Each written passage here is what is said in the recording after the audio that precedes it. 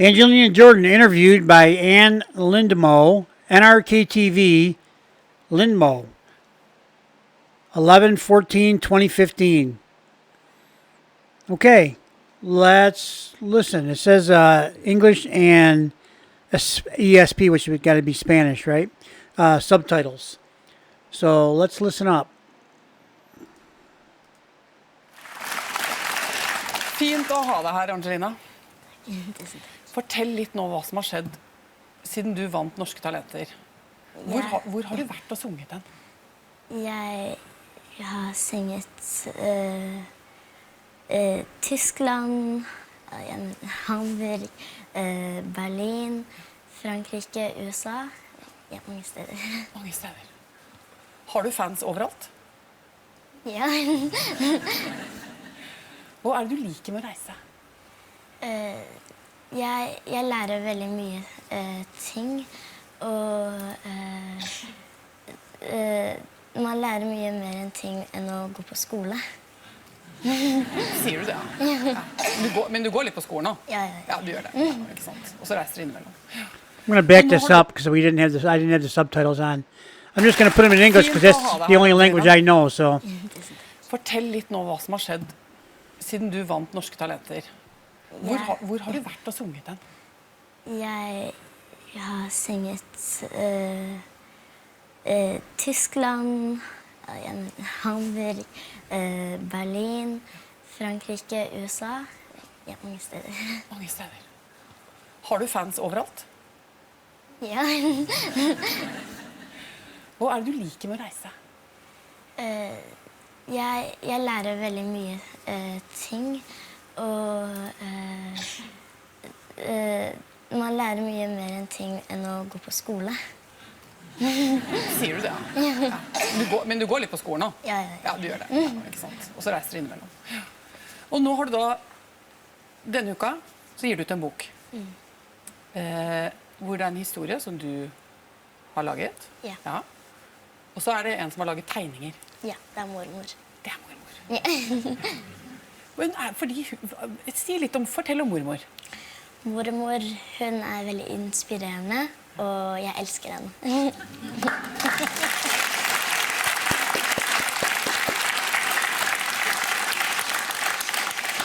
Og hun er kunstner. Ja. Hva handler egentlig boka om? Boka handler om hvorfor jeg er barbeint. Hvorfor du er barbeint? For det er du alltid når du synger? Ja. Og det er fordi at du opplevde noe. Ja. Jeg møtte en jente som veide folk på gata. Hvor var det du møtte henne? Jeg møtte henne i Midtøsten, men det kan være hvor som helst. En liten jente på gata, og hun hadde med seg badevekt. En badevekt, ja. Og så kunne folk komme på den vekta og bli veid? Ja. Og så fikk hun litt penger da. Ikke sant? Så det var på en måte sånn hun tjente penger. Ja. Og en liten jente. Hvor gammel var hun som deg da, eller? Kanskje 1 år eldre enn meg. Og så snakket dere sammen? Ja. Jeg ville se hva som skjer, og jeg bryr veldig mye om barn. Og hun gjorde en stor inntrykk på meg. Ja. Og så gjorde du noe plutselig. Hva gjorde du for noe? Jeg ga skoene til henne. Jeg ga skoene mine til henne. Hva sa du? Si det en gang til. Jeg ga skoene mine til henne. Ja.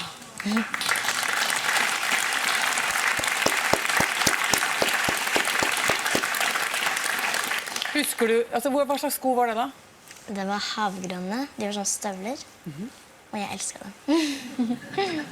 Så tenkte du, hadde ikke hun sko da, eller? Nei, hun hadde ikke sko. Så ga du henne de.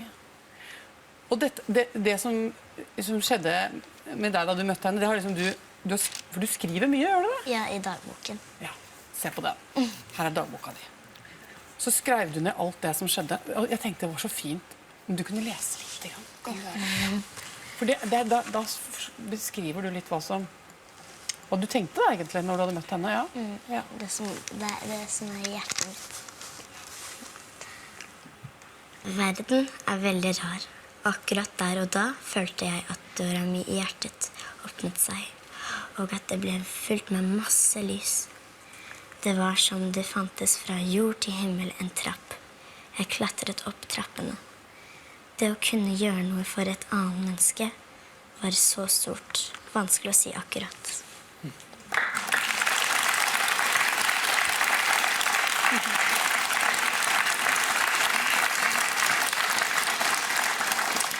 Hvor ofte tenker du på den lille jenta da? Jeg tenker på henne hver dag, og jeg ser henne alltid I hjertet mitt. Angelina, skal du synge mer I livet ditt? Ja, selvfølgelig. Ja. Skal du skrive mer også, eller? Fylle opp flere sånne bøker? Ja. Du, veldig hyggelig å ha deg her. Takk. Tusen takk for at du kom, og både for at du sang, og for at du fortalte litt om denne fine nye boka di. Takk skal du ha.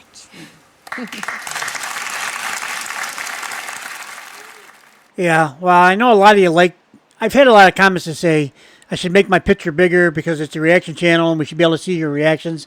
Yeah, I know. I should. But I'm not going to cover up Angelina.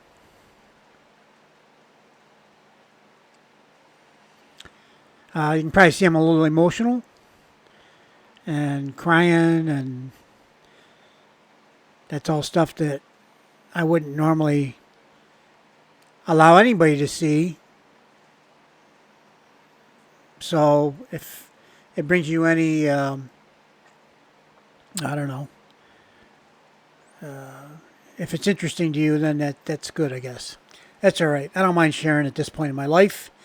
There was a time when I wouldn't, but now's a different time.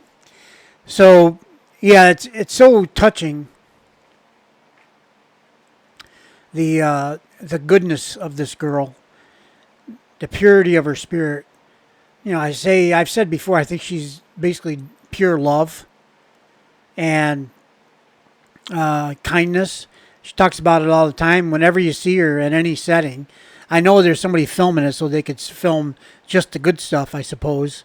But somehow I think that Angelina was just raised in such a way that she just has that kind of a loving, kind spirit and treats everybody with that. Giving somebody your shoes that doesn't have shoes when you're a little girl and it's shoes. Come on, man. You know, it's so good and so pure, so innocent and so right that it's really hard to fathom it, really. You know, because most of us, I don't think, are capable of that. Example, you walk by some guy begging on the street. You know, if you're like me, it's like I analyze it, right? Is he really a beggar, or is he one of these guys? I heard about some beggars that make $150K a year begging money on a street corner. You know, is it one of them guys? By the time I get done figuring it out, I'm past the guy, right? I missed my opportunity to donate if I felt it was the thing to do by overanalyzing the situation. And you know what? If I threw money in the hat and the guy was one of those guys making all kinds of money, so what? You know, I did it out of the goodness of my heart to try to help the guy. And if he's some kind of a scammer or whatever, you know, hey, I got scammed. Wouldn't be the first time, won't be the last. And I did it out of trying to be kind to someone. And all I lost was some money that I can make some more of, right? So, you know, there you go. That's it. I'm going to quit whining and crying and carrying it on. But it's so touching that, especially a little kid, you know. And this, mostly the kids in our country, man, you try to take something away from them, good luck. It's like trying to get a pit bull off a pork chop, you know. It's not gonna be go over real well. Not all kids. You know, when I say things, I try to get away from doing absolutes, like all this, none of that. I don't know. I just can't get away from it for some reason. Because in fact, it's almost never. Trying to get away from it, then I go right back to it.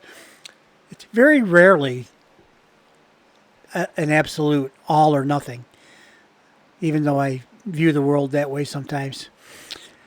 Thank you very much for watching, and that was a great interview. It's very touching. I've seen the interview a lot of times, And every time I see it, I cry. And the reason I cry is because it's so surreal to see such kindness and love for a human being that you previously had no connection to. And somebody that was obviously in need. Okay, you guys have a good day. Bye-bye.